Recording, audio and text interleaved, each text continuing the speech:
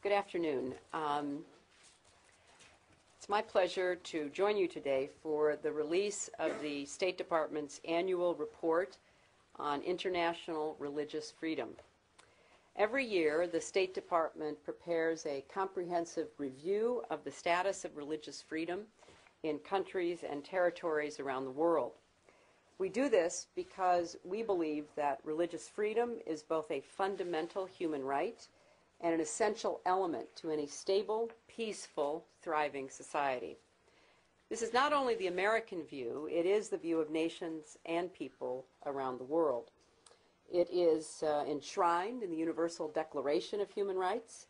It is protected by the International Covenant on Civil and Political Rights, and it is guaranteed by the laws and constitutions of many nations, including our own, where religious freedom is the first freedom listed in our Bill of Rights. Because we believe in religious freedom and because we are committed to the right of all people everywhere to live according to their beliefs without government interference and with government protection, we are troubled by what we see happening in many, many places. Religious freedom is under threat from authoritarian regimes that abuse their own citizens. It is under threat from violent extremist groups that exploit and inflame sectarian tensions.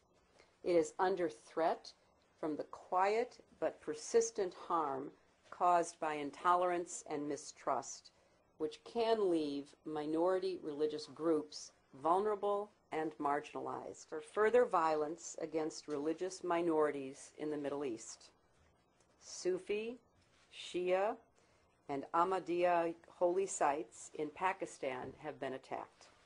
I would now like to welcome Michael Posner, our Assistant Secretary for Democracy, Human Rights, and Labor, to elaborate further on this report and to answer your questions. Michael?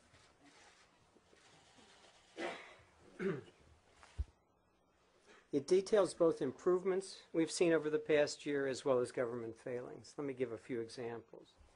In Pakistan, against the backdrop of continued extremist violence against civilian targets, the number and severity of reported cases against religious minorities increased. For example, in May, extremist attacks on 2 Ahmadi congregations in Lahore killed at least 86 people. Go ahead. It's about Pakistan. The report says the government took some steps, but not enough. And you say, and I quote, but serious problems remain.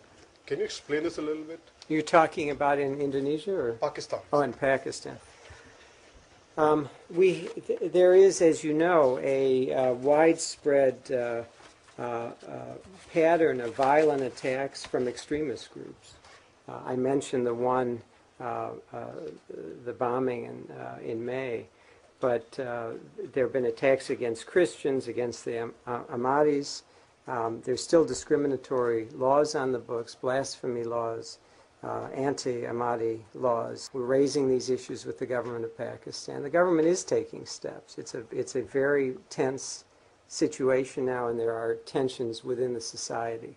So it's a mixed picture, honestly. We give the government credit for steps it's taken, but also recognize that more needs to be done, and it's part of our diplomacy with them. Teacher, you mentioned about this, and now again you mentioned about the blaming the extremists. But what about what you say specific laws that discriminate against members of religious minorities in Pakistan? That is under governmental control. Say specific laws that discriminate against members of religious minorities in Pakistan. That is under governmental control. Right, and as I said just a moment ago, we are mindful of those laws. We're concerned about those laws. We raise our concerns directly with the government of Pakistan. One of the things this report does is identify in Pakistan and elsewhere government actions where that contribute to the problem, and when we see that, we're going to raise it. Pakistan's not alone in that. Just a quick follow-up. Sure. You in all your answers, you mentioned that with France, you raised these issues. What exactly level it goes, and Is it just a meeting and then nothing happens, or you expect some results? And when can we hear about those results? You know, I don't think a meeting ever gets results.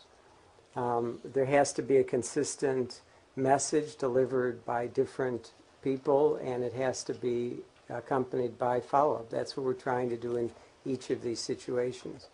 We talked about Egypt. I've been there twice. I'm going to go back there. There are other government officials raising our concerns. Same thing in Pakistan, the same thing in other countries I'm describing. In some places we have more leverage than others. It's frankly difficult for us to exactly be the ones to promote a human rights agenda in North Korea because our relationship is so strained. But we will continue to raise these issues publicly and privately, and we regard this, again, the notion of principled engagement is this is part of what we do as a government. We're going to do it in a consistent way, in a sustained way. Multiple officials are going to raise it, and we will keep pushing until we get the results that we're aiming for. The goal here is to allow people to practice their religion freely. This is a human rights issue, and we regard it as one of great importance. Just a quick one. The Secretary said today that we want to see religious freedom around the world. And she also said that she wants to see people with all faith or with no faith can live together. And Pakistan is your friend country. You're giving billions pumping in. Why cannot you have a clause of human rights and religious freedom? I think what I've said, has come up in several different contexts, with Egypt, with Saudi Arabia, with Pakistan. We apply a universal standard to every country, friends and countries that we have difficult relationships with. That doesn't mean we don't have security interests or economic interests or other diplomatic interests. But we will raise these issues as we see them, we'll call them as we see them, we'll write these reports straight out based on a universal standard, and we will continue to press governments to promote and respect religious freedom, the right of people to practice their religion freely without constraint. Last two questions. We'll go in the back and then here.